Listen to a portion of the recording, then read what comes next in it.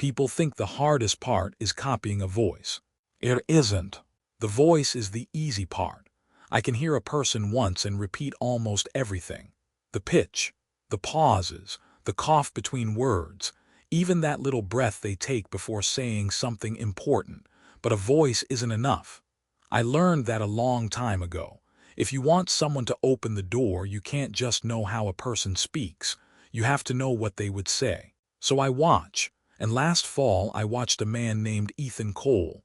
He came alone, gray pickup truck, dark green jacket, black backpack, 2 containers of water, enough food for 4 days, and a small red lantern he kept beside the entrance to his tent. Ethan thought he was alone out there. People often do. He left his truck beside an old dirt road around 4 in the afternoon and started walking west. I followed him, not closely, he would have noticed. Ethan paid attention. Every few hundred yards he looked behind him. He checked his map twice. Once he stopped because he heard rocks moving somewhere behind him. That was me. He waited. So did I. After about a minute he kept walking. I remembered that. When Ethan didn't understand a sound, he always stopped and listened. A useful habit to know. Around 6 he found a place to camp. He put up his tent, collected dry branches, started a small fire. Then he took out his phone, no signal. He held it above his head. Nothing. Walked a few steps to the right. Still nothing. Then he laughed. Guess it's just you and me tonight, buddy. He was talking to his phone. I repeated the sentence silently. Guess it's just you and me tonight, buddy. Almost right, but not quite. I was still learning after sunset. Ethan called someone using a satellite device, a woman. Her name was Rachel. I couldn't hear her clearly, only him. Yeah. I'm fine. Pause. No, seriously. Another pause, then he smiled. Love you too. I repeated those words immediately, very quietly, from behind some rocks about 50 yards away. Love you too. Ethan stopped smiling. His head turned toward me. I didn't move. He picked up his flashlight. The beam moved across the ground, across the bushes, across the rocks, almost across me. Hello.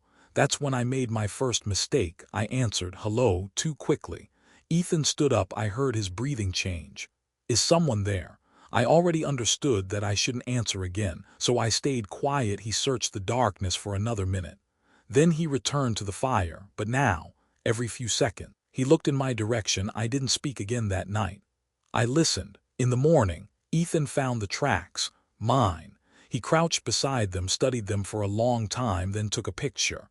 I watched from the ridge. At first, he decided they belonged to a coyote. Then he noticed the distance between the prints, too far apart.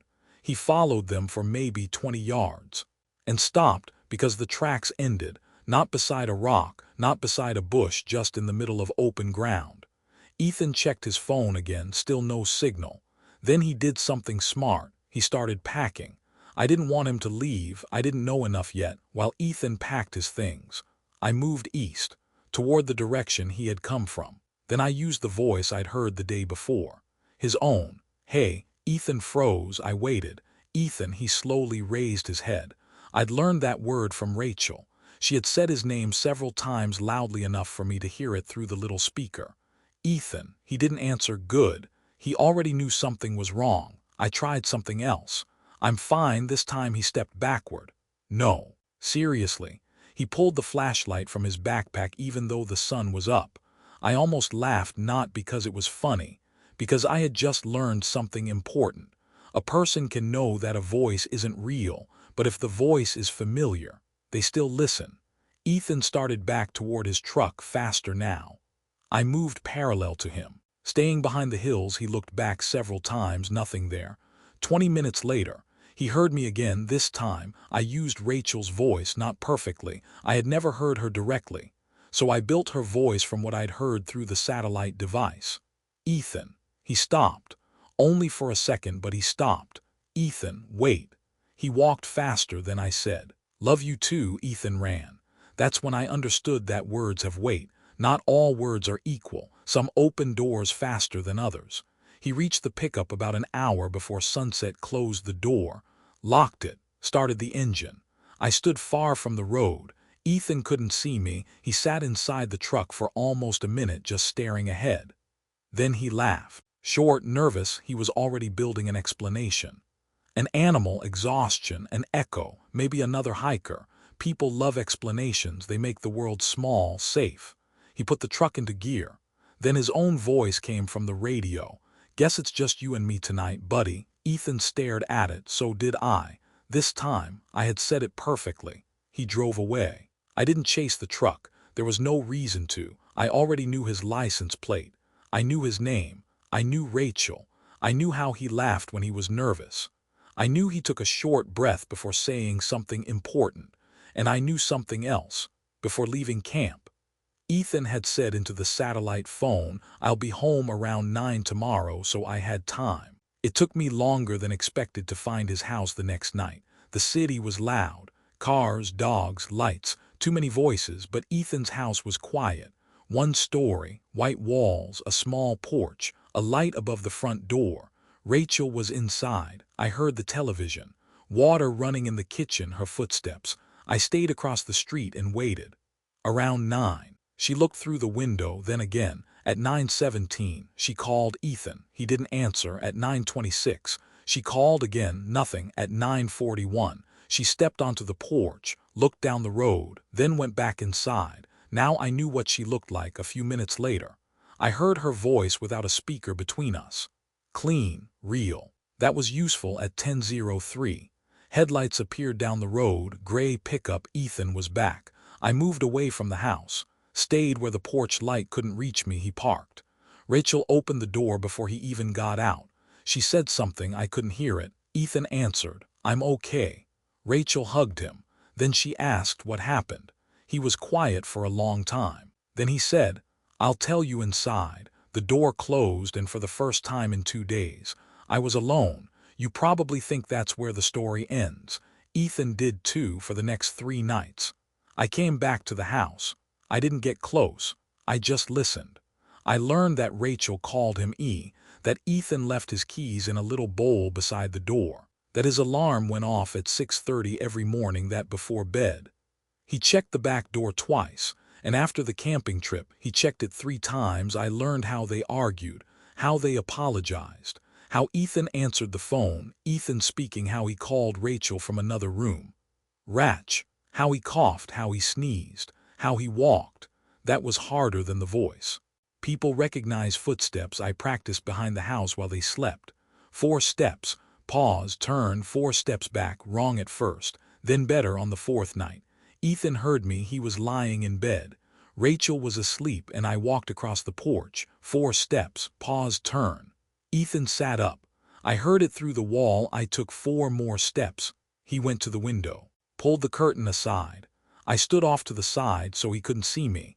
Then I used his voice, Ratch. The house went quiet. Rachel woke up. Ethan, he didn't answer, because Ethan was standing beside the window and his voice had just come from the porch. I heard him whisper, "Don't answer that."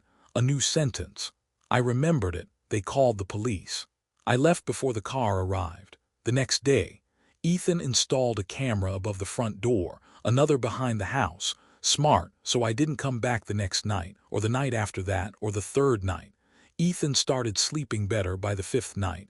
He wasn't checking the window anymore. On the 7th, they watched a movie and laughed. On the 9th, Ethan told Rachel, "I think it's over. That's why I like waiting." Fear makes people tired. Sooner or later, they want to believe the danger is gone. On the 11th night, Ethan went to the store alone.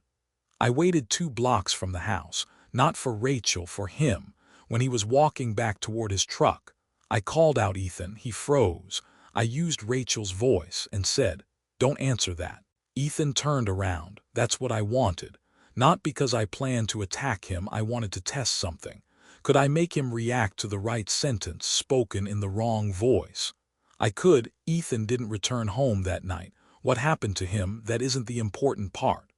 The important part happened at 12:14. Rachel was sitting on the couch. Her phone was in her hand. She had already called Ethan 3 times. No answer. Then she heard a car, a door, a key entering the lock. Rachel stood up. I walked inside, slowly, 4 steps, pause, 4 more, exactly like him. Rachel was still in the other room. She couldn't see me. Ethan, I took a short breath. Just like he did, yeah. My best voice yet, I'm okay. Silence. Then Rachel asked, what happened? I'd heard that question before, and I knew the answer. I'll tell you inside. She stepped into the hallway and stopped. I stopped too for several seconds. We just looked at each other. Then Rachel whispered, "You're not Ethan." The old me would have made a mistake here. I would have used his voice, tried to convince her. Maybe I would have said, "I'm Ethan," but by then, I understood people much better, so I didn't argue. I simply tilted my head the way Ethan did when he didn't understand a question and said, "Ratch." She stepped back. One step. I did the same. She looked toward the door, so did I. And then, the phone rang. Rachel's phone. The screen showed one name, Ethan. She looked at me, then at the phone. And that was when I realized the last thing I still needed to learn. I knew his voice, his words, his footsteps, his habits, but I still didn't know what Ethan sounded like. When he begged Rachel not to open the door, so I let her answer and I listened, because I'm still learning.